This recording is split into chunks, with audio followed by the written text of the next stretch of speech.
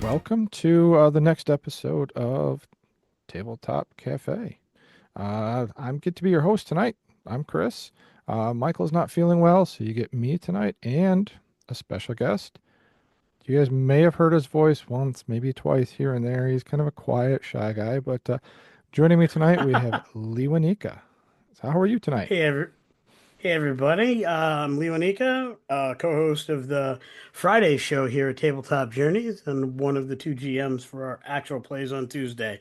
Um, yeah, we had some ideas for tonight's topic and I was like, oh, please let me be a part of that. So, they were kind enough to only use one of the chain locks on the door and I got in and here I am because, rogue's got a rogue. Exactly. So we'll jump right into it. Tonight, we wanted to talk a little bit about running games, but a little more specific, or get into some specifics about some differences between running a home game and running games at conventions or even running games online. I mean, really, the biggest Mm, difference is home games, you don't have quite the same time crunch as you have in other situations. I mean, both of us run plenty of games at conventions. We've both run stuff online for groups, either streaming it or, I've done charity stuff where people have bid and, lucky enough people bid and I get GM for them and help out a charity. I mean, right off the bat, what do you think, besides the time constraint, what do you think is one of the biggest obstacles that people would have? So I think of it less as an obstacle and more of a different, I won't even say skill set, but a different consideration. Okay. Because I do think the time constraint is there, though not as pronounced with certain types of games. Uh, and it's a spectrum, right? Generally Hmm. speaking, your home games have the least pressure. Those are also most likely to be long-term campaigns versus one-shots, though you might fill in with a one-shot here or there. I think anytime you run a one-shot of any kind, you have a time constraint. With a home game, as long as you know you're meeting again a week later, 2 weeks later, monthly, whatever the case may be, things go a little long. All the GM has to do is find a good stop point and yeah, come back on the next event. That never happens at convention games. You have your 2 hour slot, 3 hour, 4 hour, 5 hour, whatever that slot is. That's what you got. And depending on how the convention is set up, you may have 10 minutes less than that slot. Or in some cases, there may be built-in breaks in the schedule. So I will also throughout the conversation tonight talk about some of the conventions I've been to lately and some of the neat innovations that I think are amazing. So if you're a convention promoter or convention runner or thinking about running a convention, might have some ideas that I found worked amazingly well at the convention I just came back from last week, Rising Phoenix Con in Milford, Massachusetts. So they did some really interesting things with scheduling. They have a really fine-tuned machine there, but they've got 39 years running that convention, so they've had plenty of time to make the mistakes, learn from the challenges, and build a really, really fantastic show. I mean, 39 years is a while. Yeah, It's it's a hot minute. yeah, that is. I agree with you that the time constraint is always a concern. I purposely try to plan my games to end about 10 to 15 minutes before the slot's supposed to be over. Hmm.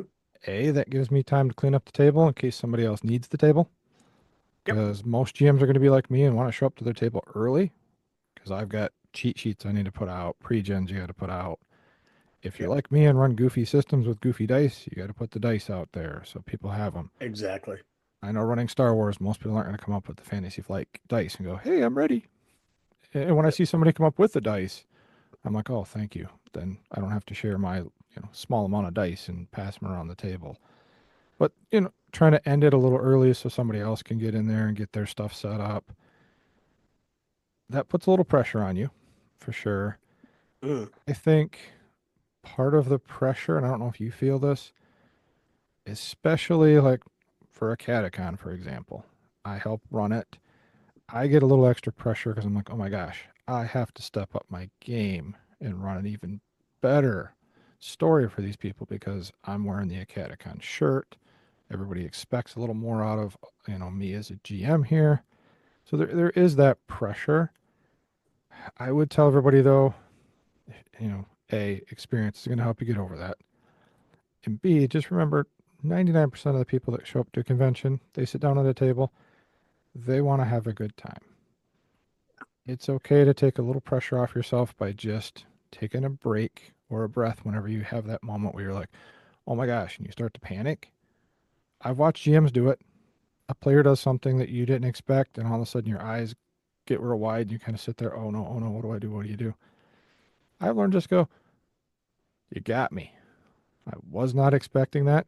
Give me a second to think of how we can weave that into the story smoothly. Yeah, I do a very similar thing, and I have probably in the last year or so figured out some interesting cheat codes. And so those who've been at my table, especially last weekend, because it happened multiple times actually this past weekend where somebody did something that I was like completely like flabbergasted. The trick is one, play systems that have meta currencies like Mm-hmm. inspiration, heroic inspiration, momentum, that type of thing. Bennies if you're playing Savage Worlds. And if they get you in that way, hand out the Benny. Yep. If you're a DM going at a convention game and whatever you're using for tokens for that thing, I have the really nice Star Trek determination tokens from the 2E starter set.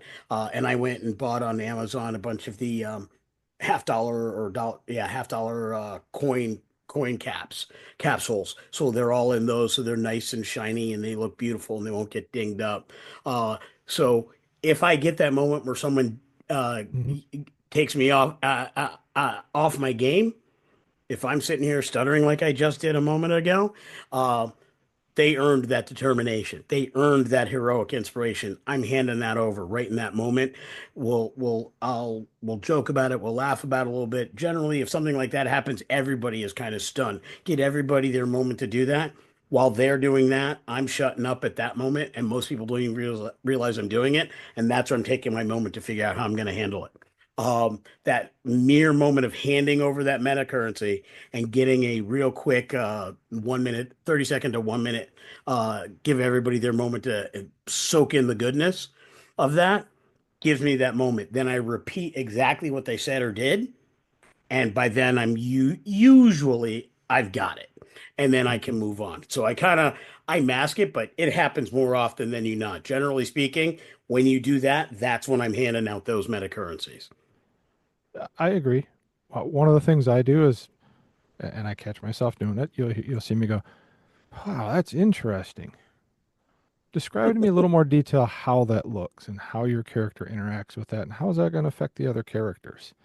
And that gives the players that time to kind of describe it.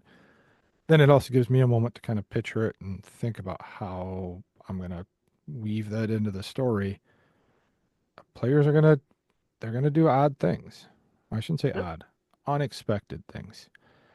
The D20 absolutely. cruise is a perfect example, and I'm going to throw some big props out to Rich Howard. He handled quite a few things that we as players did that weren't expected, and he actually wrote on a big piece of paper, I didn't see that coming, and he'd hold that up anytime we would do something different.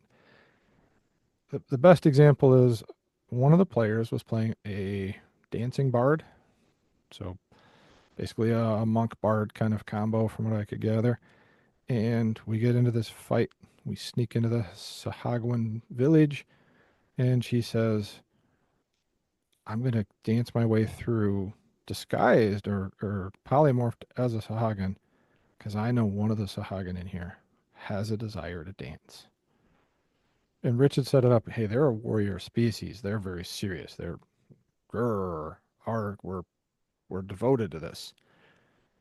He's like, ah, roll a performance check. She rolled like a 31. Like, keep in mind, we're all Oh 11th yeah. level.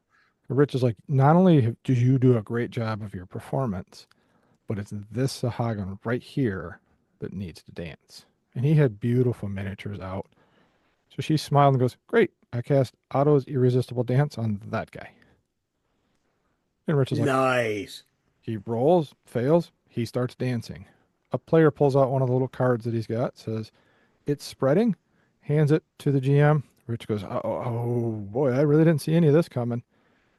He had to go to the next bad guy and the next one. Yep. As players, he's like, all right, didn't see that coming. Like, let's think about what would a bunch of dancing Sahagins look like. And all of us around the table just started dancing. And Michael pulled out his phone and started playing music, and Rich just started cracking up laughing. And he handled it beautifully by just Yeah. literally letting it happen. And And just that being in simple, that moment. and that simple question of, I wonder what it would look like if a bunch of Sahagin were dancing. I realized in a way he I won't say tricked us, but kind of convinced all the players to get into it and start having fun with this moment where if maybe we were serious gamers, like hardcore, like, no, we have Yeah. to kill them. Her doing something a little silly might have upset some players. But the way he was able to just kind of divert that and make everybody have fun was just it was really well done. And it was Yeah. something that I really appreciated and something I'm gonna steal. I stole a lot of stuff just by sitting there watching, Rich run the game the way he did. And that's another big piece of advice. If you're a GM and you want to do stuff at conventions, take notes of what other GMs are doing, good and bad. Absolutely. So I run when I go to conventions, I tend to run a lot of games. Like I try to run as many games as possible. A number of reasons for that. One, I love running games. Mhm. Two, of late, I run Star Trek and I run a few other things that are different that you don't see at conventions. So I'm actually trying to promote new game systems to be run Mhm. more frequently. And I'm always hoping that one of these days at my table, somebody there is going to be the GM. So the next year I come back to that convention, there's two of us running that game session. So I'm always try to do that. So I pack my schedule very tight. If I'm at a convention by myself, I will generally only leave myself like one slot open to play in a game, and I try to pick that game with something either I have never done or something I'm trying to really learn really well.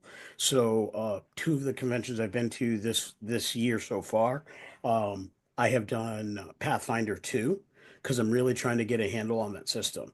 Okay. And one, to learn the system, but also to see how other GMs GM that system.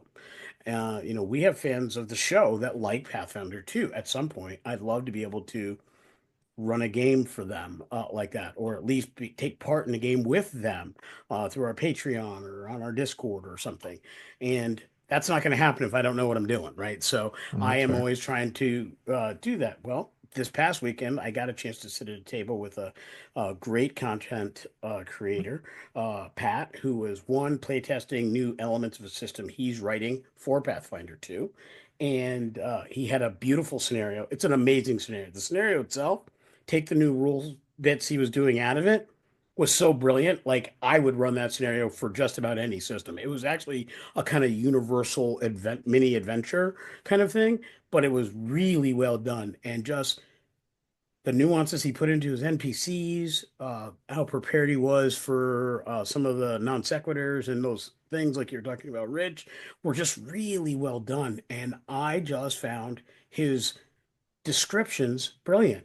I think I'm pretty good at descriptions, honestly, Hmm. but I'm good at descriptions because I read, I watch movies, I watch TV, and I watch other game masters with theirs. So I kind of get a good sense of it. So learning from that and learning from others is important.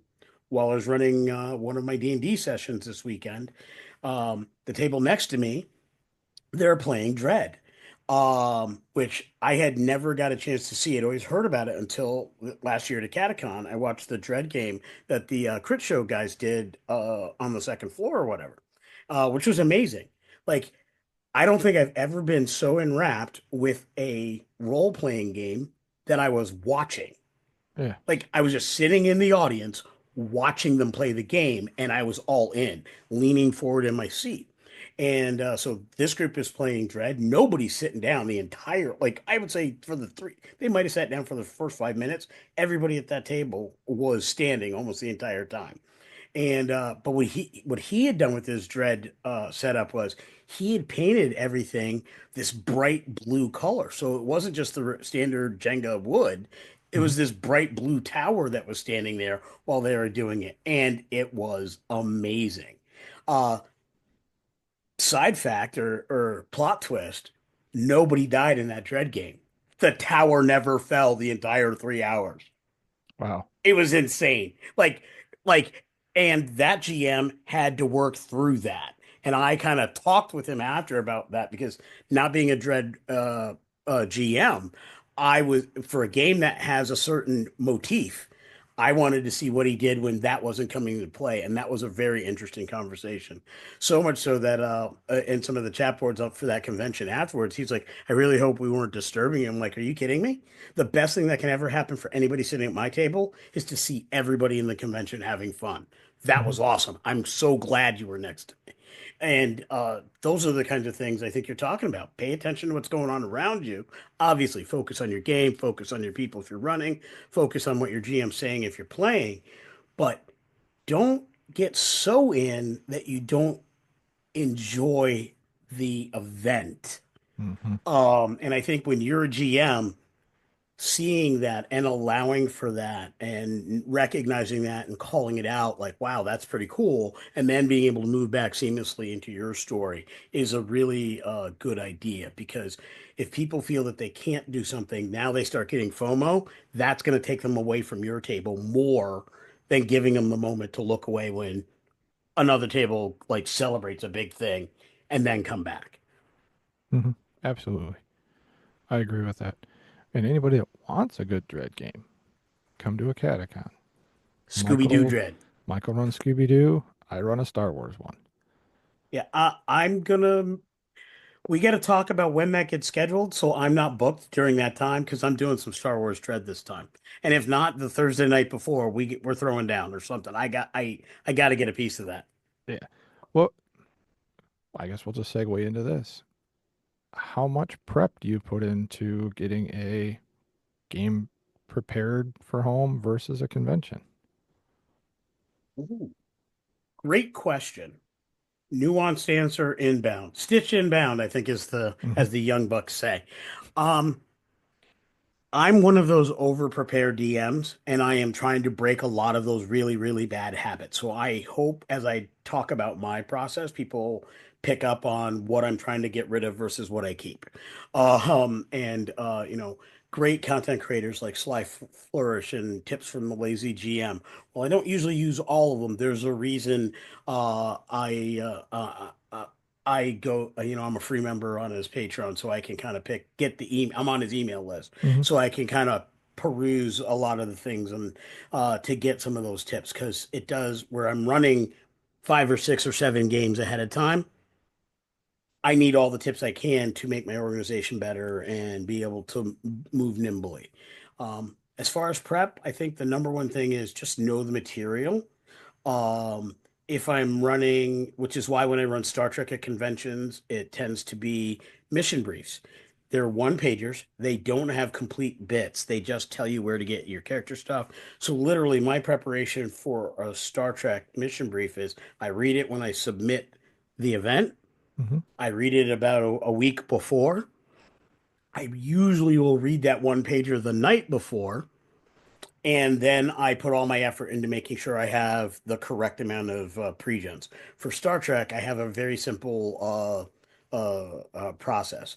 I have 2 pre-gens for every uh, department on the ship. Since I'm not going to usually have more than 7 players, um, there are 6 departments, and with that game, any one department could always have 2 people in that department.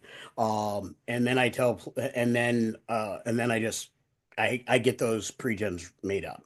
Um, Interesting thing that we do at Tabletop Journeys is all of our live and in-person events are part of the shared TT universe that our actual play is in.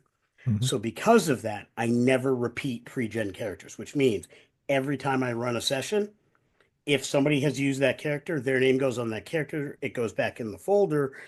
That is their character. It will never be used by another person. So I am literally like I ran three Hmm. Star Trek sessions. I actually had a couple extra that I was kicking around. There were like 23 total pre-gens made for that entire weekend. And the next convention I'm going to, which will be in July, I'm going to make sure I have at least minimum two for every one of those departments for each session that I go to, which means you have to kind of get a little more. It's usually about three or four for each department in case you don't have the same player come back. Hmm. But that's just something I do. So for Star Trek, it's pre-gens, just read the material. That's my convention thing. For VTT games, uh, VTT, whether it's through the Patreon or for home games, I will do longer form adventures. For those, it's read the adventure long before I schedule. It's read the chapter that I expect, or chapter plus that I expect to get through in that adventure a week before, night before.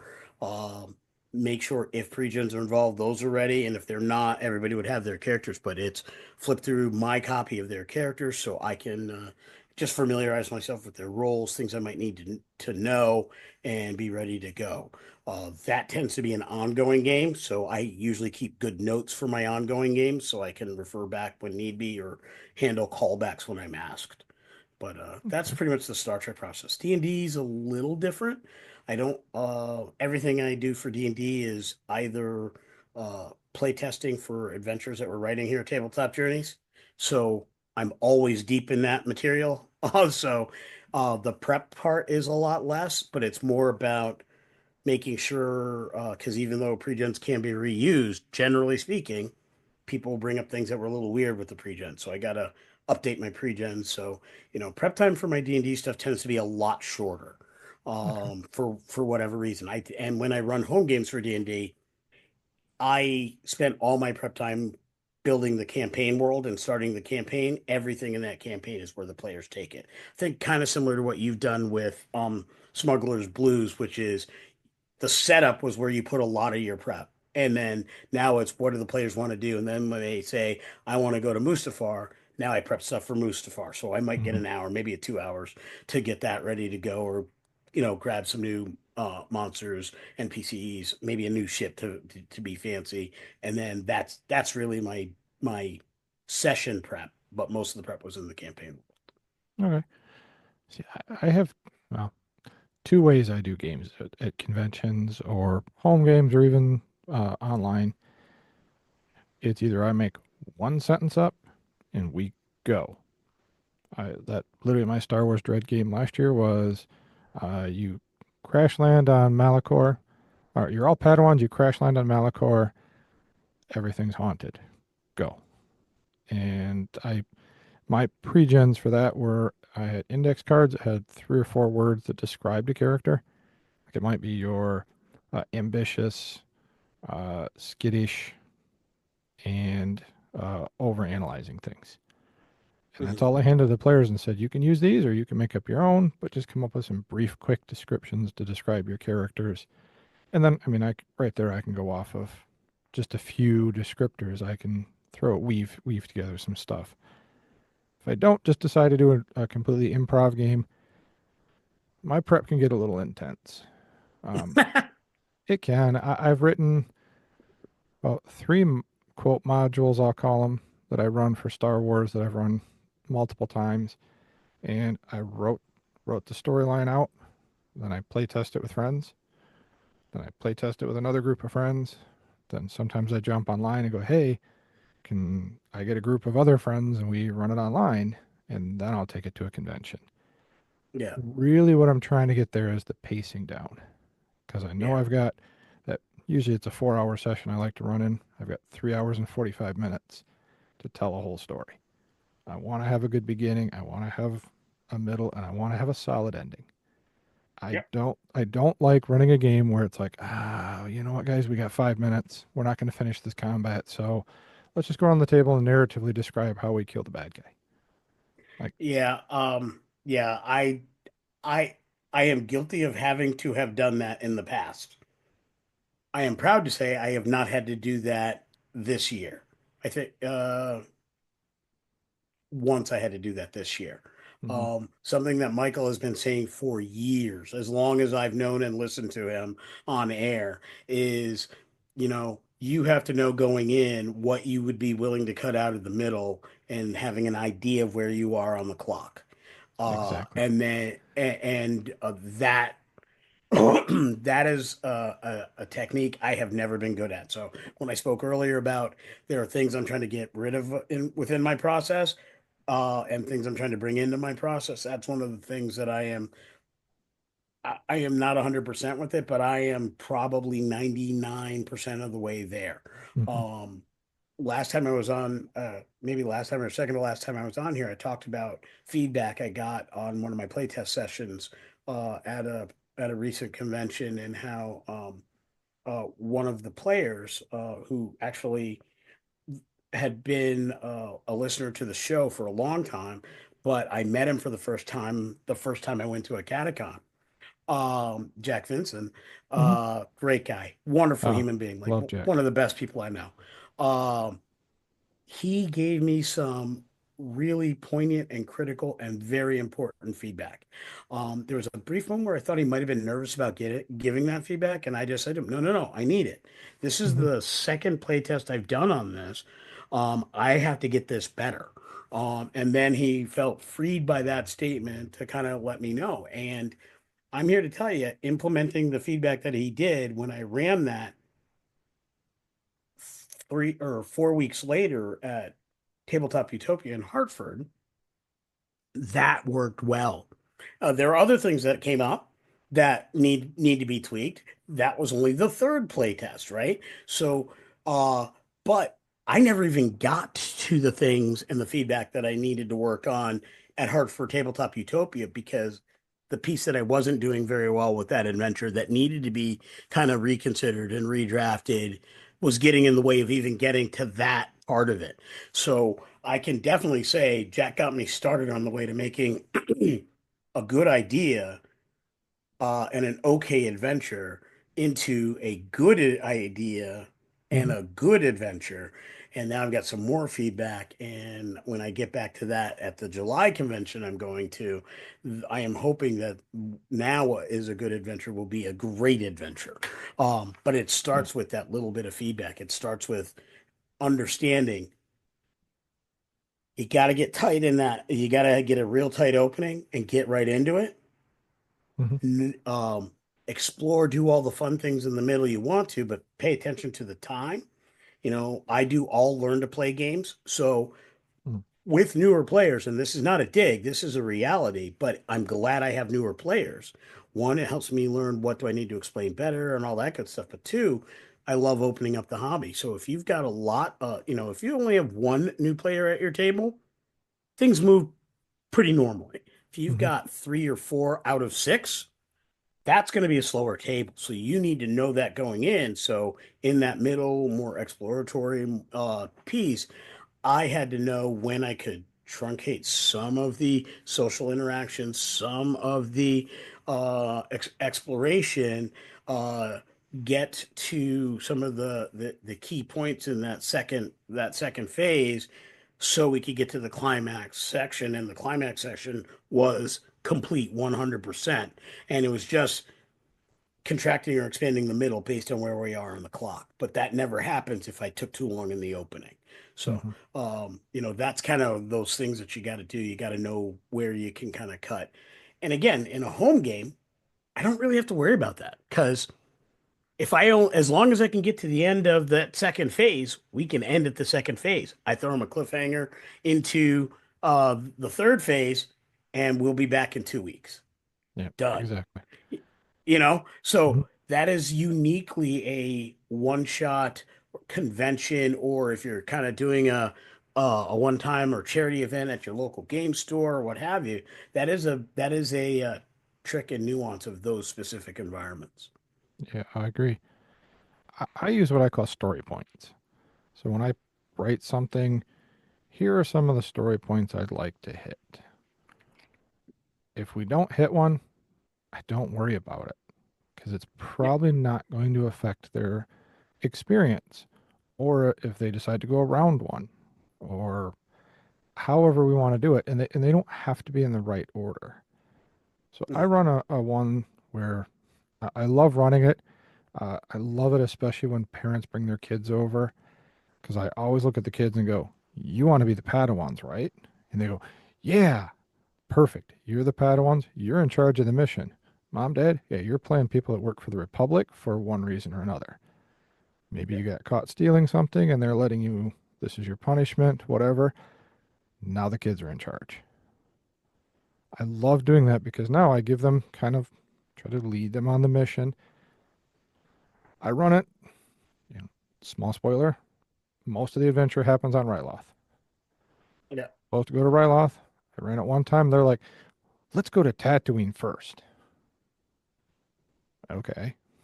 My brain said, I gave you no clues to go to Tatooine. Why are we going to Tatooine? My mouth said, Because awesome. they want to see Luke. Right. They want a pod race. That's the answer to that question. And what I said is, awesome. You're in hyperspace. You're on your way to Tatooine. What's your plan when you get to Tatooine? And what? I go, well, you guys are leading this mission. What are you going to do in Tatooine? Again, there's my trick of what's it look like. So now I have time to figure it out. Yeah. I just took one of the story points that they should have gotten on Ryloth. Now they found it on Tatooine. Yeah. And it was like fourth on my list. Like that was one of my, that is one of my tricks is it's almost like writing them on index cards. You can just mix them up however you want and Yeah. go. Yeah, if the clue was supposed to be like if I take my homebrew world, the land of 18 seas, if the clue was supposed to be in the merchant sector of the capital city of Orlando, and the players for whatever reason decided they were going to chill in the slum quarter of the same city, the answer is a merchant was making a delivery in the slum quarter. Same Hmm. merchant, same information, he's in the same situation. If the goal was he's harassed by people who are attacking his business, that still happens. It just happens to be in the slum quarter. But I do want choices to make a difference. So maybe now that they're in the slum quarter, the bad guys have a few extra folks to bring to bear because now you're not meeting them in the safer place. That kind of thing. I will do that kind of thing as well because it's like the point is the opportunity for the players to find and locate the information. Hmm. The second point is the opportunity for the type of encounter you had designed for that moment. If it was all social, then it doesn't matter where it is. Maybe it's in a shady bar. You describe a different scene, they still get that social interaction. Maybe they regard the players a little differently because they met them in the shady scene and it might be harder to convince them versus they made them in the rich part of town. Those little things are, those are kind of like the little mini advanced or intermediate tips that GMs can use. But the idea is you're still doing the same things. Hmm. Um, I forget the name of. There's a name that goes with such and so's dungeon, or whatever, where it's like, it doesn't left or right. It's going to be in the right spot. And while that may seem quote unquote railroady, the point is that was the fun you built in. That's what people signed up for. So why would you cut that out because they turned the wrong direction? Here's one thing that helped me. Whether, whether, well, hold on, how do I say this? Part of the magic of being a GM is in a strange way your players are always on the rails. Even if you think that, you're not railroading them, in a way you are. You're always going to kind of get to that same ending. It's just, are you taking the fast way there, or are you getting off on another rail and you just have to bring them back to that main path?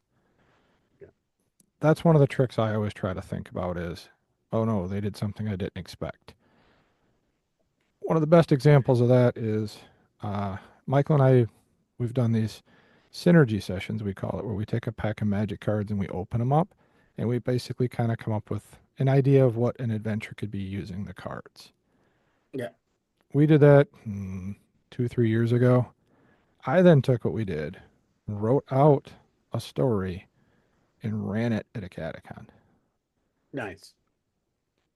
One of the scenes, and one of my things I try to accomplish is I try to give every player their kind of moment in the spotlight. And in this particular scene, basically think he was, it was in Feng Shui, was the system, or Feng Shui, however you want to say it. I like saying it wrong because I think it's funnier. But very simple system. And basically, he had some connection with the spirit world. He's looking through a pool of water. He's talking to a female elf on the other side who's basically giving them what they need to do to beat the big bad guy. And she's, very scared because there's monsters all around her, and he's having his moment. And another player just goes, "I jump in the pool," and I'm like, "What?" He's like, "Yep, I jump in the pool." As a GM, you have a couple options. Yeah. Option A, cool, you jump in the pool, you fall through the portal, you're now with the elf. Good luck. There's monsters all around you. Continue with the scene. Now he's got to figure out how to get his silly butt out of the water. Yeah. Or two, he breaks the spell, you don't get the information.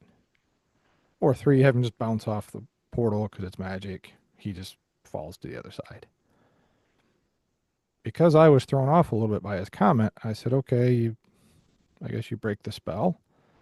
What I should have done is looked at the player that I was having that moment with and watched their expression when they got really frustrated with the other player. I should Yeah. have then said, oh, this player's having their moment. They're now upset with this player. I need to do something to diffuse it. I Yeah. should have had him either fall through or bounce off, but I should not have had that ritual or that connection end. Mm. Yep. I did end up then having to give them the information later, which just meant I had to figure out how is that character now going to learn that information. So then they found it on a tablet somewhere else, an ancient tablet that was written in Egyptian, and they did end up beating the big bad guy at the end. But afterwards, when I talked to the player, like you said, I was getting feedback, and the biggest comment that they made was it was very frustrating to be at a table with I'll call it a wild card, a player you don't know what they're going to do. Most of the time as a GM, you can really quickly kind of figure out, okay, here's my rules lawyer. Here's my player who has no idea what the rules are, but they're just here to have fun. Here's my player that, got drug along by their significant other and they're not super interested. Or here's the brand new player. It's always the wild card. The Mhm. wild card's that guy that, like I just said, jumps in the pool when it's somebody else's turn. Whether it's because their player just has, you know, uh, needs the attention or they got bored or whatever, that's one of the tricks you have to really pay attention to. I learned from that moment. Anytime I have a wild card now, I know, let's say I'm having a scene with you, and here's your moment. You're looking into that pool of water, and meanwhile, I'll just use the name Tim, not saying anybody's name, not calling anybody out specifically, just first name that came to my mind. Tim, I'm going to keep him entertained. Hey Tim, Mhm. there's something going on in the bushes. You heard it. There's a voice over there. Wait, what? Yeah. Roll a perception check to see if you can spot where it is. Okay, you have an idea it's over there, but it was a spooky voice. So you go look at that. Back to you, Leonika. This is what Yep. you have. And then when I can see out of the corner of my eye, they're getting antsy. Going, okay, hey, all right, hold on. You find cloven footprints that look like maybe like a small horse. Roll an investigation check. Okay, but there's only two prints, not four. So you're going to follow those footprints, right? Yep, cool. Back to you. Yep. That's a skill I had to learn by making a mistake at a table. And like you said, I'm listening to people's advice and learning from it. And I had to learn a similar lesson, and one of the things that I've kind of done, and I don't know if I do it. I've been doing this one for a while now, so I think it's much more intuitive for me. But I get a very good sense early on if I've got people at the table that will crash in on other people's moments, mhm. especially in the social interaction piece. And so when I have that, I will usually say the words. That's why if somebody sits at all of my tables at a convention, and I did have one couple who I've seen at a number of cons that plays at my table. They're wonderful people. Kathy and Dave are amazing. I love having them at my table. Great. players to have. Um, but they have sat at tables where whether it be D&D or Star Trek, I've said, hey, we're going to go in order. I'm going to start on this side during the social interaction, and we'll go one at a time to see what's going on. They've sat at tables like that, but they've also sat at the tables where it was much more free flowing because people understood the social contract of let people have their moments. There are a couple who does do that very well. Like they're more likely um, to say, you go first and then come in unless it's something specifically that their character would step in on or what have you. And even if the character would step in, they will do something like saying, hey, if I can, just a moment. This is something where my character is likely to interrupt, but I don't want to interrupt you. Let me know when you think it's a good time for the character to make their interruption. That's the kind of players they are. So Hmm. you just get after a while, like you've had, you had those one or two bad ones that went very poorly, where you learn I got to find a better way, and then you start to figure out one of the best techniques for that is in those opening scenes in that first half hour of play, you're going to learn, okay, this is the table where we're going to go around the horn, or we might roll initiative for exploration. We might roll initiative for social interaction. If you mechanize it with the game thing, those same players that are going to try to jump in the pool, they won't do it unless it's their initiative. You Hmm. know, and if somebody institutes a thing, then you could say, "Oh, you want to do that? Tell you what, we're going to roll initiative because so and so was already in the middle of their spell and their conversation. We're going to give them advantage because they were kind of in the middle of the talk. Everybody else would be at disadvantage. I don't necessarily want to put everybody at disadvantage, but since I'm really only worried about the one individual, again, it's a way of mechanizing and hoping that you can get the right thing. And even if they do it, that'll hopefully give me enough time to think about it because they've told you what they're gonna do. Now I'm doing this whole initiative thing. I'm taking out the whiteboard. I'm marking everybody down. I can slow roll that while I plot how I'm going to handle this and let you know player A have their moment. Hmm. The other thing I learned from that moment is anytime there's a connection like that with an NPC and a player, that conversation happens in their head. Mm. That way another player can't interrupt it. Unless I Yep. guess they started shaking the other player, but they're probably not going to do that. And that if I ran that again, if somebody jumped in the water, I'd be like, cool, you're swimming. You, Lewinik, are still having this conversation with this Yep. elf. Everybody else now realizes you're just frozen staring into this pool of water, and there's nothing that's breaking this connection now. Like that way I Yep. can keep having that moment. Yeah. That's a really good way to handle that. I like that. Yeah, So, yeah, I had to learn it the hard way though. I yep, had to then absolutely.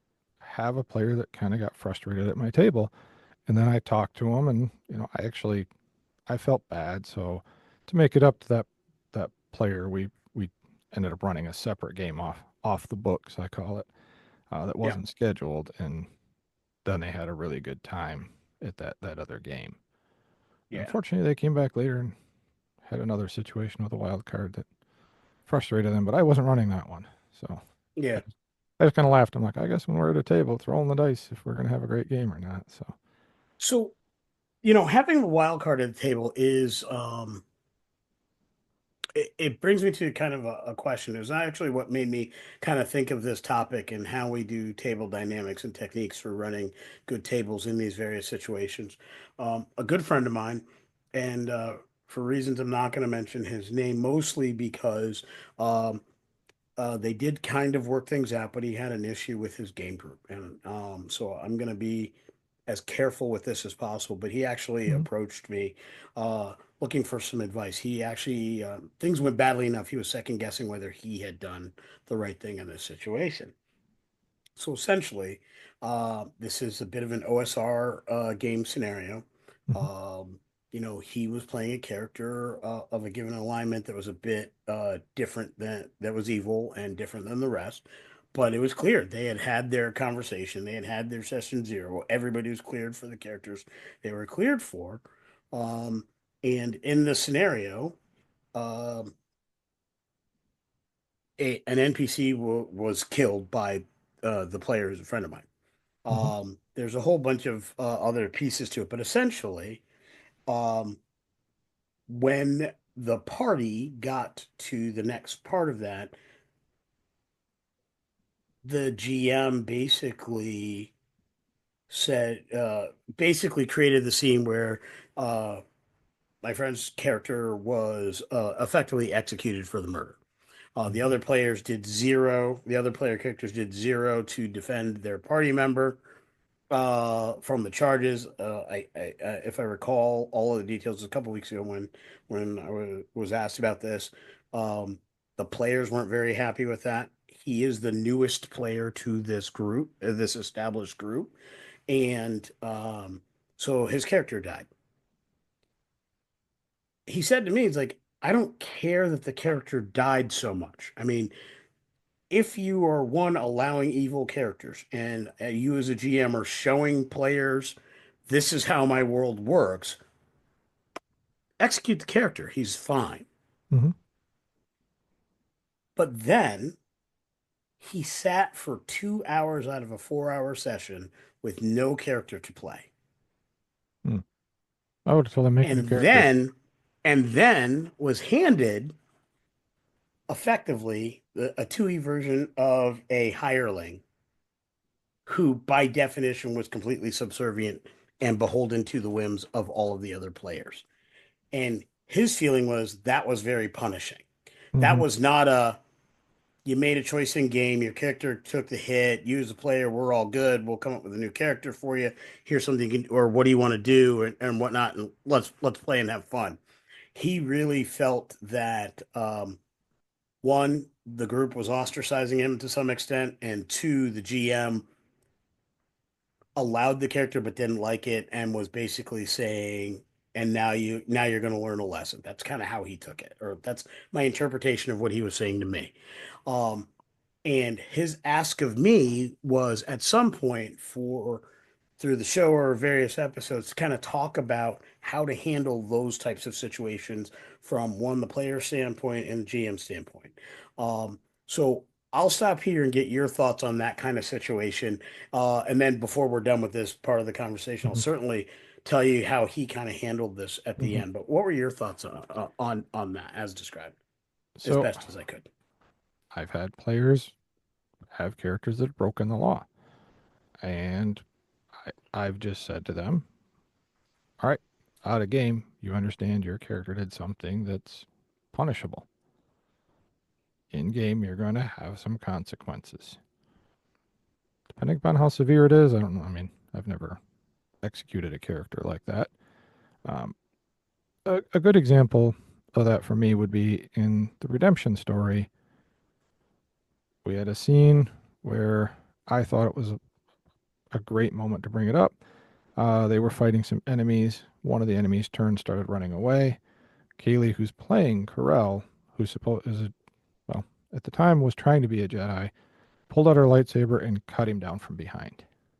Mm, As a GM, I was like, that's not a very Jedi thing. But yeah, I don't necessarily want to call the player out and go, your actions weren't following the code, because now you get into this big debate about, well, they attacked us first, they didn't. So now I'm like, yep, it's kind of a debate. So what I did in game was I said, all right, you did, you were fighting. Wish I could remember the name of the species right off the top of my head, but it doesn't. That's not important. They're a very warrior-like species, but they are very much about honor. And to their species, they saw her cutting him down from behind as unhonorable. yep, I ended up having her character get put on trial for murder. Had her, face those kinds of questions. But before I did that, I had a conversation out of game with Kaylee and said, here's kind of the route I want to go. Here's why. I'm not doing this to punish you as a player. I just think it'll add some cool storyline things. And I think it'll help develop your character in kind of this way. I didn't tell her specifically, oh, you're going to get arrested. You're going to get put on trial. It was, I yep, think there's going to be some consequences for that. And I said to her very specifically, I'm not saying what you did was wrong. Like, I'm not saying you ruined my story or you ruined the game. I just think it would be neat if your character had some consequences from that, because from Chris's viewpoint, didn't really follow the Jedi code and kind of skirted the idea of what this species is. That conversation, Kaylee said, "Okay, I'm good with that as long as," and she did say, as long as my character doesn't like get executed for murder. I'm like, not on the table. Not on the table. It's going to be, and it turned into another Jedi came to defend her, and we had this cool role playing, and it became much more a debate about morality, and it Yeah, became less about your character screwed up, and it became much more a conversation about what's good, what's not good, and at the end of the day, it turned into a very cool part of the story that we sometimes will jokingly reference. But I think the important part was I took a minute to talk to her and say, Chris is not mad at you. He did not ruin my story. Michael and Nate, who were the players, also chimed in that they weren't upset. It was just, here's something that we think that should be an outcome because of your actions. That player was playing an evil character. If you sat down on my table and said, I want to play somebody evil, okay, well, the rest of the party's good, so there's going to be some inner dynamics. If you do something bad, they're going to slap your hand. The story might slap your hand. I mean, you're not walking into, an honorable just city and just start stealing stuff. yeah, Like I love how D&D's got pickpocketing in it and you can be a thief, but I've always played games where if you get caught with your hand in somebody's pocket, there's a consequence. That yeah, consequence might be as simple as, "Oh, you're trying to steal from me, who I'm rich. Ha ha ha, you must now go on this mission. I'm a rich merchant, but really I'm smuggling spice in the back door. So now your party's going to go defend my next shipment. Otherwise, I'm going to yeah, report you to the town." yeah. Again, I don't know exactly what this guy, I mean, I don't know if his character murdered somebody or did something horrific. Yeah. And on some level, the specifics are less important than the fact there was a player who sat at a table for 2 out of 4 hours doing Yeah, nothing I and would have then never done that. handed a hamstrung character. Um, you know, I'll share a little story from one of my home games again back in the land of 18 seas. I don't talk about it as much lately because Hmm. I've largely both campaigns I was running ended early 2024. So, or one ended late 2023, the other ended early 2024. So I haven't been playing in that world for a while, but it's coming back. Hmm. Um, but we had one of the parties, and this is a while back, and this is a game that had adults in and around my age, and young kids. Like my son, my buddy's two children, played as well. So we're talking, and when they started that campaign, they were 11, almost 12, and the two boys were 10. My son and my friend's son were 10, and then his daughter was just about 12. Um, so in a game that they've been playing all along, and this particular scene took place. I think the youngest of them was about 15 or 16 at the time. But essentially, one of the players who was playing a warlock to an evil patron, um, Hmm. they were chasing down people who were legitimately bad guys, and there was a big fight. The warlock, who had been playing the game, went around the others, not getting caught doing particularly bad things, and was very good and very fun and engaging and enjoyable at the table when he would do some shenanigans and not get caught. Well, in this big fight with the bad guys, he got sloppy Mm.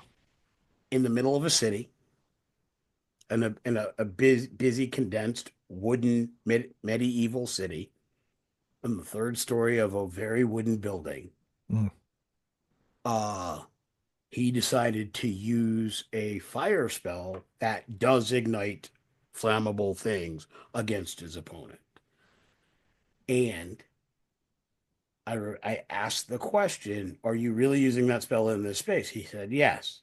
He used the spell, the room where he was in, and no other players were near him. So no player character saw it, but everybody did see him and two other players go into the building chasing the bad guy.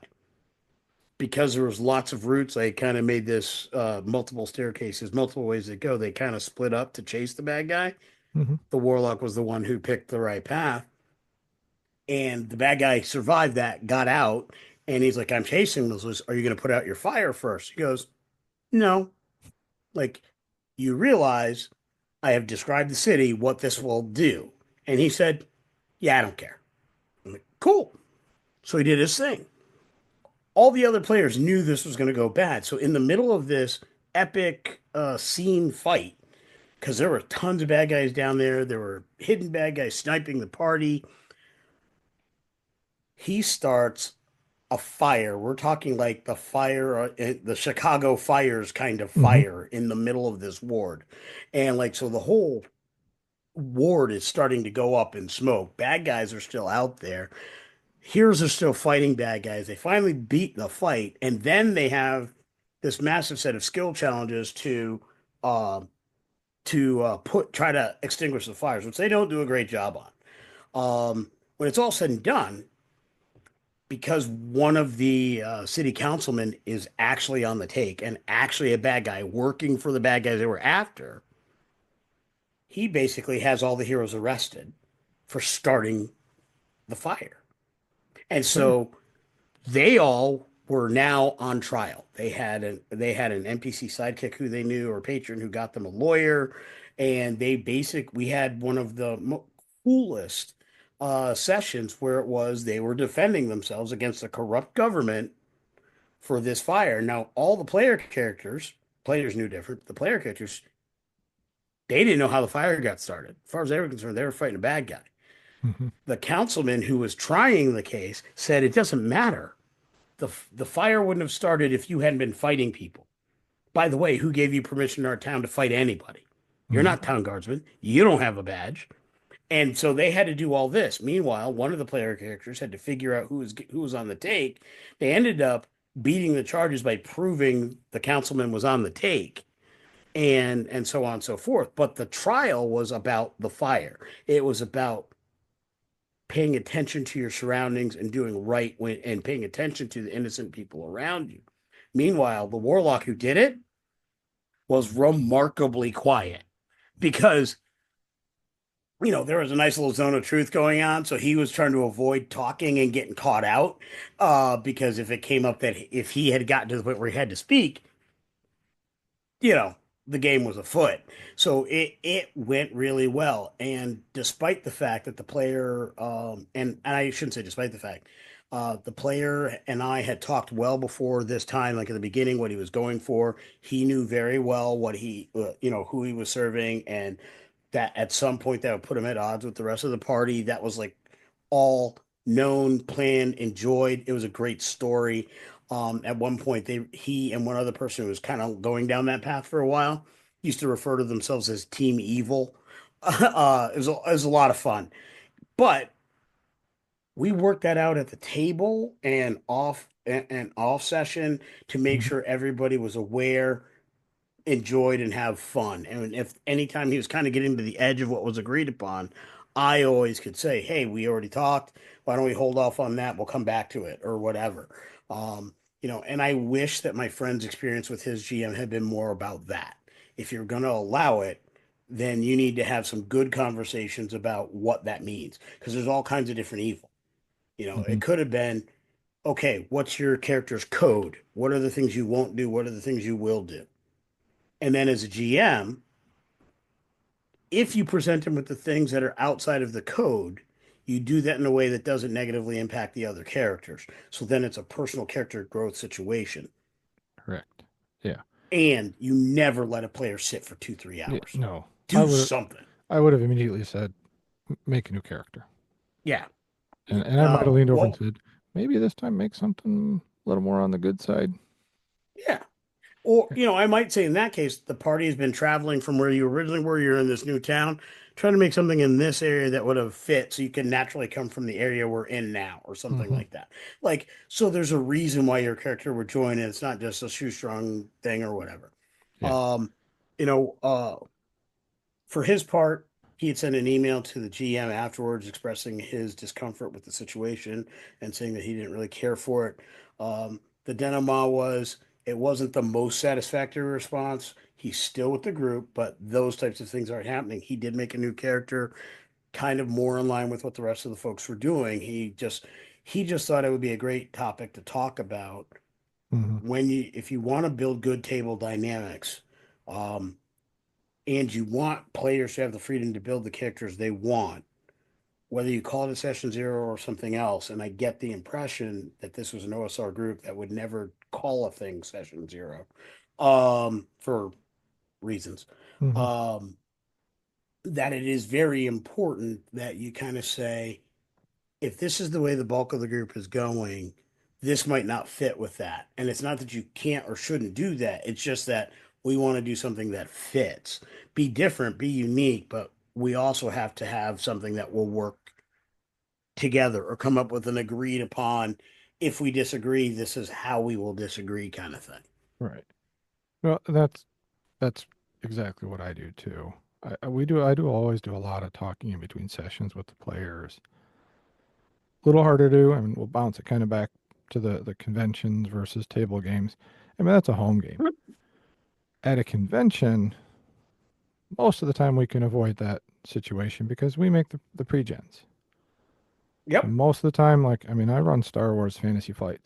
If I said, all right, guys, and I watched GM do this, we're going to make characters for four players. If you've never made a Mm, character in Star Wars Fantasy Flight games, 2 hours. Easily two easy. hours to make up characters. Because there's so many things you're going to have to explain on how the point buy works. And you got to buy your talent tree, you got to buy your skills, you got to buy this, you got to buy that. Players aren't going to know it. I use a computer program that does all the math for me. So I can just look and be like, yep, I spent the points the right way. Boom, I can print it out. But because I make those pre-gens, I also can kind of preset some of the relationships in the party. Yep. Star Wars, I generally try to make some of the archetypes. You're going to get your Han Yeah. Solo type. You're going to get your Wookiee, Trandoshan, whatever. Big dude with an axe or big dude that punches things. You're going to have a computer slicer. You're going to have a quirky droid.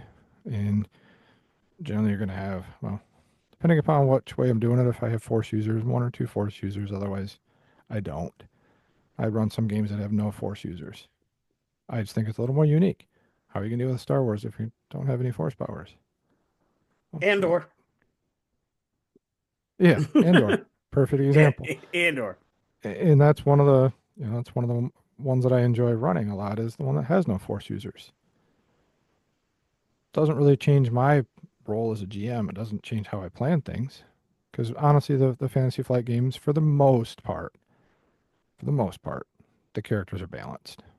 A Jedi's Yeah. still going to be slightly better than a non-Jedi at stuff, but for the most part, it's balanced. The only system I don't make pre-gens up for is I've run Shadow the Demon Lord a couple times. My description is very clearly, this is an improv game. We will make characters up. Shadow the Demon Lord, you and I can sit down and make character up in 5-10 minutes. Yep.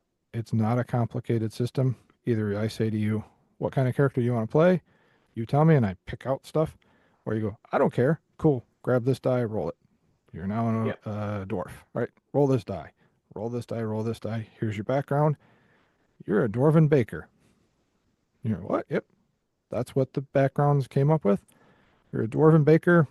Do you want to keep baking or not? And you're, well, I'm happy being a baker. Cool. Something's going to happen in Shadow Demon. That's going to shatter your reality. But that's part of the explanation ahead of time of understand this is what's going to happen with your character. So let's talk about where your character is now, and then we'll figure out where he's going to be later. Yeah. We're getting on, well, we're getting A close little to over an an hour hour. if we're not Yeah. right over there. Mm-hmm. Um, one of the things that I've started doing at my convention games more directly and specifically with my D&D games, um, something we've been doing at Tabletop Journey since our very first publication, our Traveler's Guide to Collaborative World Building, which is a book of 20 different roll table or a bunch of different roll tables, D20 each one, uh, that you let your players roll so they get to describe a part of the world for whatever adventure you're doing. Mm-hmm. I've extrapolated that a little bit, or we did when we wrote the adventure Trials of the Initiate um, for Splinterverse Media in the Dragonlance Compendium. Great adventure. Mm-hmm. If you ever want to run that for your Dragonlance group, um, I think they would enjoy that. But the idea was there was a quick little roll table to kind of start you in the mission, kind of gave you this is how you got involved with this. In that case, the group was hired by this very rich family to be the protection detail for their child on their way to the Tower of Wayworth for his test of high sorcery. Mm-hmm. And this was right before the beginning of the War of the Lance. So those dragon armies were marching, but not a lot of people knew about it. There were Mm-hmm. things that were happening. Verminard is in the south. I can't remember the guy's name. Was it Fewmaster Toad was in charge of Solas? Like, so this is the time frame that they're in, right? Mm-hmm. It was a kind of I wanted to set it at that time because things weren't so much that it had to be about the war, but for the first Dragonlance adventure that we were writing, I wanted us to be, I wanted to feel Bryn, and so that was kind Mm-hmm. of where we set it. But one of the things that was important is why would a character be here, and it didn't matter what character they were playing or what character they brought to the table, but everybody had to have a reason for being there. In some cases, you came up, your character has lived in this town for a little while or from the town, and so you're well known by the family, you've done work for them. In other cases, it was this other thing. So there's just little story beats, and it was random. You got to roll, so perfect for a con game. This is how you are involved. So for a Mm-hmm. lot of the adventures that we've been writing, specifically our Sea of Fire uh, adventure, which I play tested, and then also for the Last Bastion, which I have play tested. I've been working out what those roll tables would be. So they're not completed on that one. That's still, like I said, in play testing. But the idea is, I'm fixated on this town that they're defending is a very big city. So where in the city are you from, and who do you know in the city? Because now that when you're there now I can say, basically my idea is each of the sections of the city will have at least one NPC. And if a character rolled the I know so and so from this section, I know, or what have you, there's a name for that. You can tell them that name. If the adventure takes them through that area, now they've got a bought in reason to do the right thing in this area because their friend or this contact that they have is present. Mm-hmm. Those types of things. So I think those are really good techniques for uh, for con games and one shots to really bring people to the table so you can avoid some of those inter-party conflict issues where if you give them reasons to be together or you just start them out. I play a lot of Star Trek, so it's easy. You're all in the same crew. You can have all kinds of personal conflicts, but you're all on the same crew. But it doesn't prevent me from having a Klingon there or a Cardassian or an Orion there. Thankfully, 2E really, really digs in and allows that because they can be exchange officers, they can be mission specialists. Hell, they could just be somebody who was on a colony, something happened, and they're just on the ship when the mission happens. Mm-hmm. But I would write in a reason, or if somebody chose that character, then I would say, okay, here's how and why you're on the ship. And you can decide I would say just as a starting point, everybody has at least a professional relationship. You can have conflicts, disagreements. You can have any number of things that are just interesting and dramatic with any other player in the crew. But you all have a professional relationship and you're in space. Mm-hmm. You don't want to do something just because you disagree with them, because if your spaceship goes, game over. Yeah. Yeah. I do the same thing at conventions. Again, I run a lot of Star Wars. It's easy for me to go, like, I run one where everybody works for Jabba the Hutt. So if you're the first person to come into my table, I'm like, hey, all right, it's nice to meet you. You're the first one here to pick a character out. Here's the concept. You pick a character out. I'm like, awesome. You work for Jabba. When the game starts, I'm going to ask you why you're working for Jabba. Are Yep. you just here for money? Do you owe him a debt? What's the reason you're working for Jabba? And I love to see what people come up with. I mean, one player Yep. flat out said, I'm going to take Jabba's throne. Ambitious. Awesome. You're probably Yep. now the party leader. And that's literally what happened. But that also tells me a lot about the player.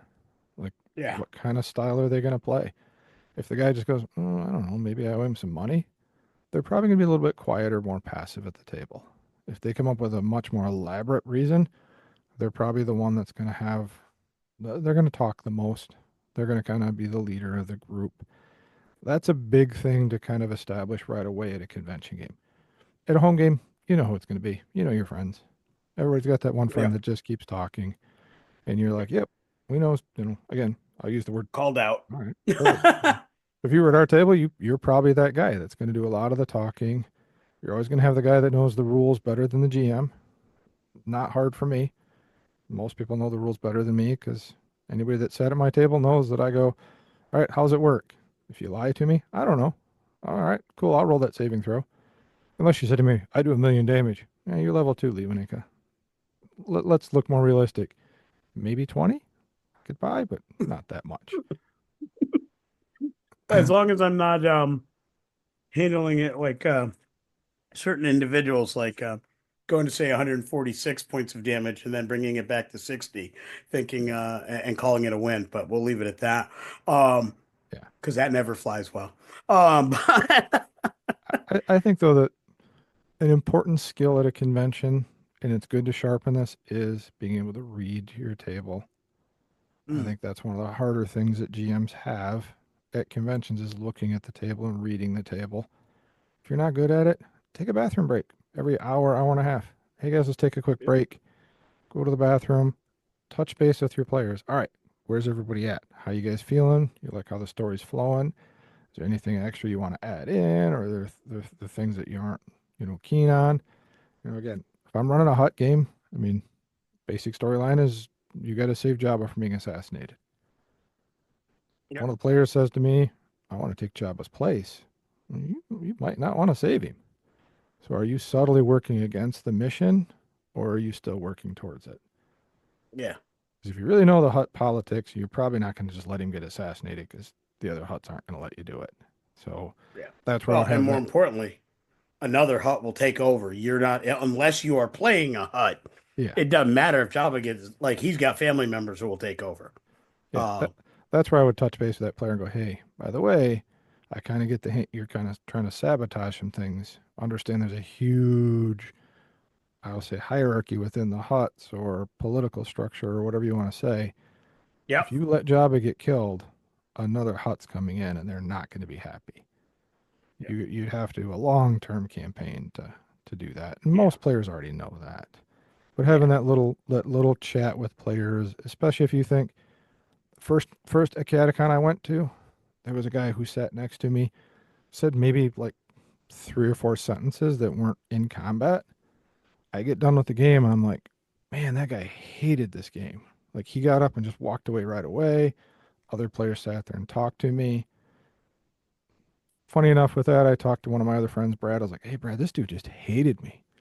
And Brad's like, who? I go, that guy. And Brad started laughing. He goes, that's my brother. He just came over here and raved about how much fun he had at your table. I didn't yeah, say anything. And Brad looked at him and goes, welcome to my brother, Kevin. He doesn't talk much. yeah. He's the quiet one, but That's you where want him in your corner. You want him in yeah, your corner.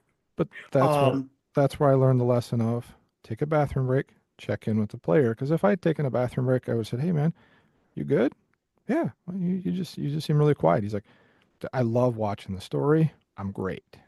That would have, Yeah, taken a little stress off of me because when I run a game at a convention, man, my goal is for everybody to walk away going, this was awesome. Thank you very much. yeah, You know, I'm not looking for you somebody to go, this was the greatest thing I've ever experienced, but just say, I had a great time in this 4 hours. Next time you run a game, I'll look for you. Like, I don't need to hear I'm the greatest GM ever. Maybe when I yeah, was in my 20s, I would need that, but now that I'm 50, I don't need that. yeah. And The best thing that someone could ever tell me at one of my games afterwards is, and especially if they're running something that they've never played before, Hmm. that is so awesome. I want to run that game next year. Yep. Or I got to get my friends to play this game. That's what I'm really going for. I am going for an expansion of the games that we play. You know, Hmm. there has been a lot of internet stuff about 2024 being bad. Look, if you like 5e, 2024 is actually pretty decent. Hmm. There are some things that I think are weird. There are some things that I think may not be as good as individually they were before, and very few fall into that category. But if you didn't do that, the rest of 2024 wouldn't quite work. So I get it. Um, but what I've been seeing when I've been running is people having fun, the same kind of fun they had before. They're having fun now. But what I do Hmm. notice and stands out to me is newer players are getting it faster. They are asking less questions because it makes more sense. It doesn't matter if it took me 4 years to figure out the complexities, and now I'm good at the complexities. So a bit easier is less for me. What matters is if I was starting brand new, how fast and how easy would it be for me to pick this up? Hmm. And um, I could say a whole lot about WotC that may not be flowery and great, but on that point, they are top flight. They have really been working at zoning this in, dialing in this game that we love to a level where it's as easy to pick up and still be a good game as it could be. Um, and individual adventures or individual sessions may be colored by players at the table or maybe colored by DMs, might be slightly different. Your mileage with various experiences could vary, Hmm. but overall, it's a far better game to run. I wonder if years ago I tried to my now wife, when we were dating, because I had a good game group with all my old friends when I first moved back to Connecticut from Maine. Hmm. I had been a single dad for a while, so I started a game group with my buddy and our kids. We were both single dads. Um, and so when I started dating my wife, and I had this game every other Saturday, it's like, you come play with us, right? You have fun. Hmm. We were playing 3.5. Hmm. That didn't go well for my wife. And maybe she never would have loved role playing at all. But sometimes in my head, I wonder if it would have been a different experience if she'd been playing 2014 5e, or if she'd been playing 2024. At least she might have liked it a little bit better. Doesn't mean she'd have been a gamer like I am, who's ludicrous and silly about it, but maybe she would have liked it a little bit better or understood it a little bit more.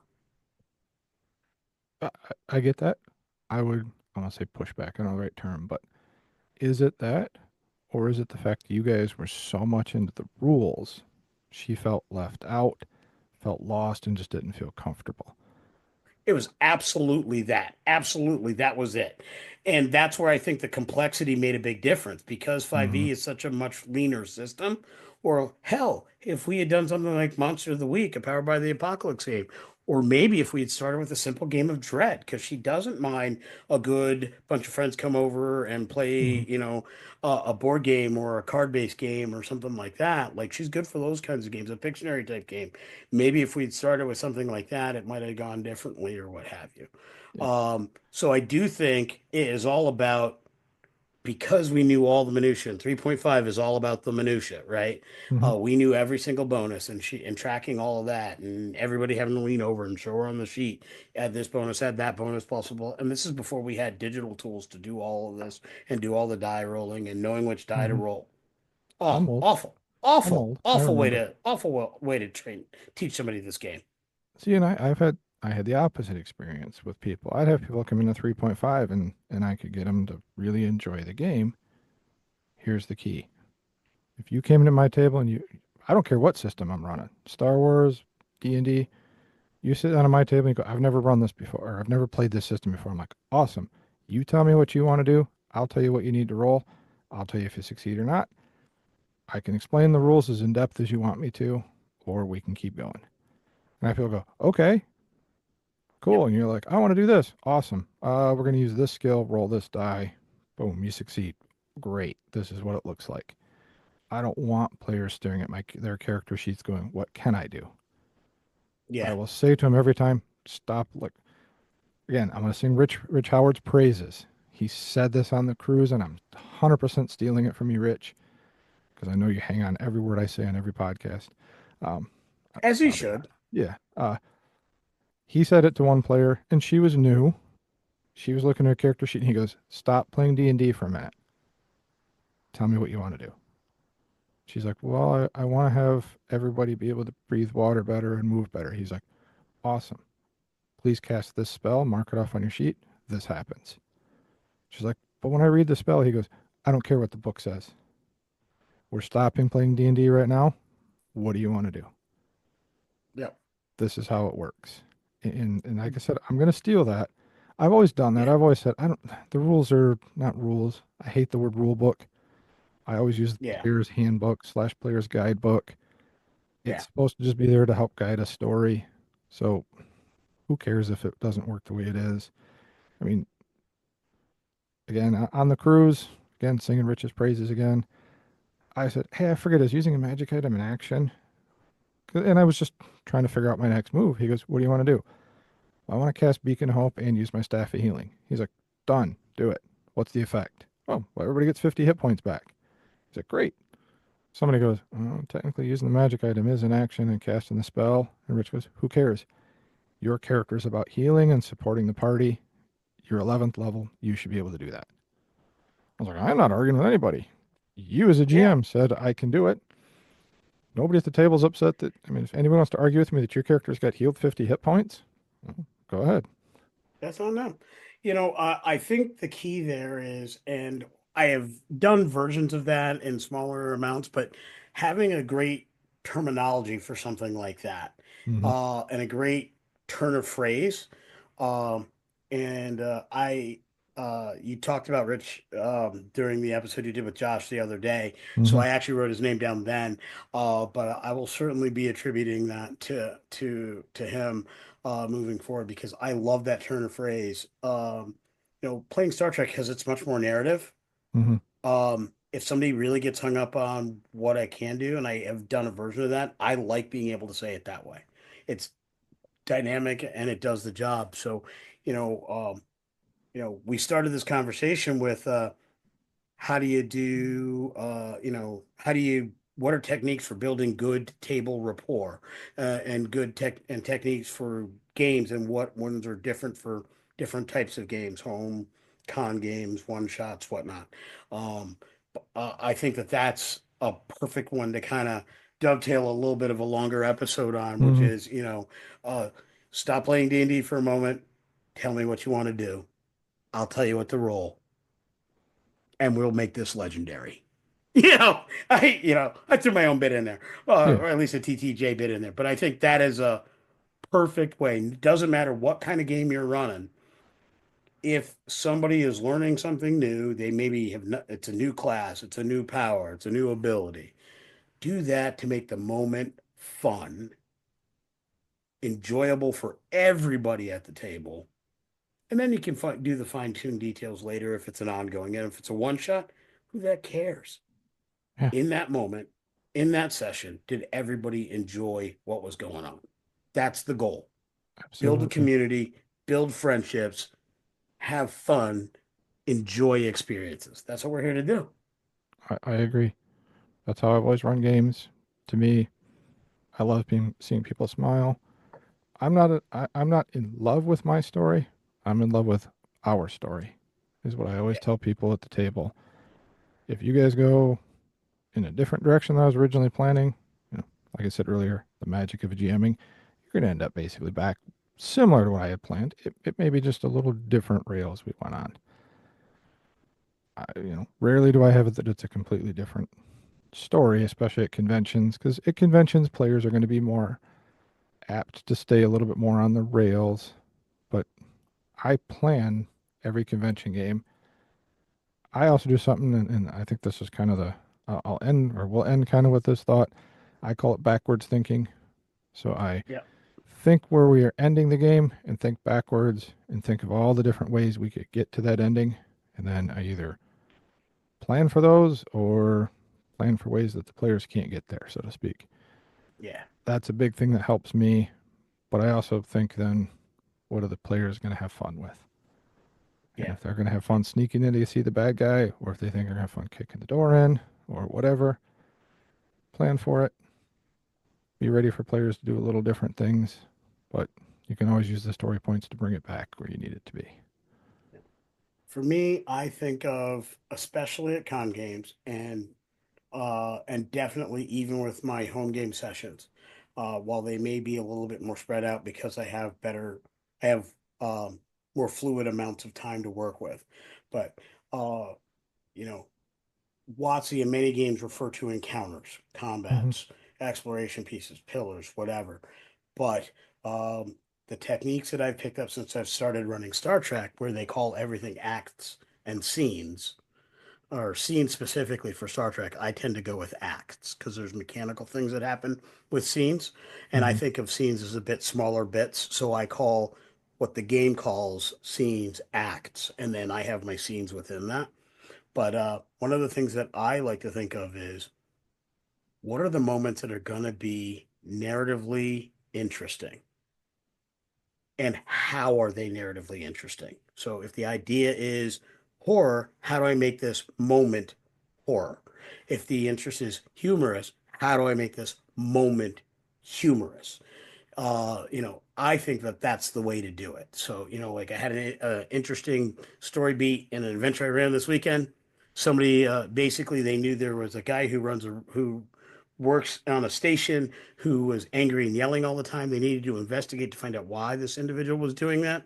The little roll table I talked about, the crew had determined that they knew the guy previously, so this was definitely out of character. So, the medical, one of the science officers and one of the security officers go down there to talk to him. He's yelling and screaming at everybody. Two other people get angry. Basically started a food fight in the restaurant on the space station. Um, and the crew is right in the middle of it. So, but for me, the moment was they needed to figure out that the guy was definitively couldn't just make a roll based on reports. They had to see it. So I had to role play how weird and out of character and nonsensical this person's anger was. So I Mm-hmm. needed to have that moment there. But I also needed that scene to be relatively quick and give them an action beat to kind of get involved. So I had one person stand up, throw a saucer, and because NPCs don't get multiple times to get hit, if they successfully get hit, they're defeated. They're out of the scene. Mm-hmm. Not necessarily dead, but they're defeated. So, Right. so I just created this moment. The NPC threw the thing at the other NPC. No player character did anything to intervene with that. The character that they knew was defeated. So I'm like, throws a saucer and it strikes the other character right in the throat, and he gasps for air and falls down. Mm-hmm. And then another character gets up and he throws a butter knife at the other one. Now we're talking lethal damage. Then the player characters get involved. And we went from there. But it was all about creating that moment. Mm-hmm. It was all about the moment. It didn't matter how they did what they needed to do.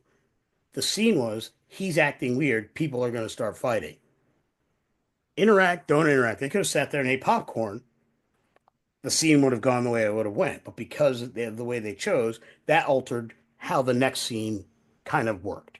And that's what I try to do. And I think we're talking a lot of the same things. It's Mm-hmm. create those moments, give the players the time to be their characters, give everybody that moment to shine, and everything works out wonderfully.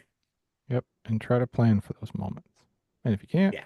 try to throw them in. But we are running long, so we'll wrap it up by just saying definitely tabletop games at home, much easier to plan for because you can goof off with your friends. A little bit more involved for me, anyways, when I go to a con game because I'm thinking about 5 to 6 random people I don't know and making sure that they have a good game. Yeah. Don't stress out about it. Learn from your mistakes. I always get nervous before I run one, but 10 minutes into the game, I'm usually fine. But Otherwise, well, Michael's not here, so you and I get to do it. We'll wrap it up as Oh, I always yeah. do. If you're having fun, You're doing it right. all right, we'll do the awkward wave and we'll see you guys all later. Night all.